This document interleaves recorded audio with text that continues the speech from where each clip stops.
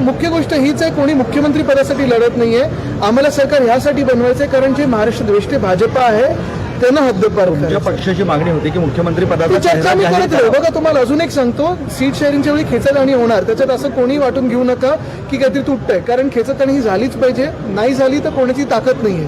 प्रत्येक सीट ही प्रत्येकाने मागितलीच पाहिजे, मगच आम्ही 288 सीटवर सगळ्यांना मदत करू शकतो. अतिवृष्टी झालेली आहे, वादळी पाऊस होता, नुकसान खूप झालेलं आहे. त्या नुकसानाची पाहणी करायला चाललेलं आहे. माझ्यासोबत संजय राऊत साहेब आहेत, अंबादास दानवेजी आहेत, खैरे साहेब आहेत. आणि महत्वाची गोष्ट म्हणजे हीच आहे की सणावारी आता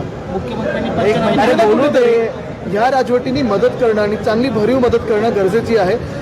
पहिल्यांदा आपल्याला थोडं वाटत होतं, मागच्या आठवड्यातच माझा मराठवाडा दौरा होता, तेव्हा आपल्याला वाटत होतं चांगला पाऊस झालेला आहे. पण आता जी अतिवृष्टी झाली आणि नुकसान झालं त्याला नुकसान भरपाई देणं गरजेचं आहे. नुकसान भरपाई आता मागणी म्हणजे पहिला आम्ही पाहणी करू, मगच त्याच्यावर मागणी करू. उगाचची काहीतरी आम्हाला मागणी करायची म्हणून नाही, राजकीय मागणी म्हणून नाही.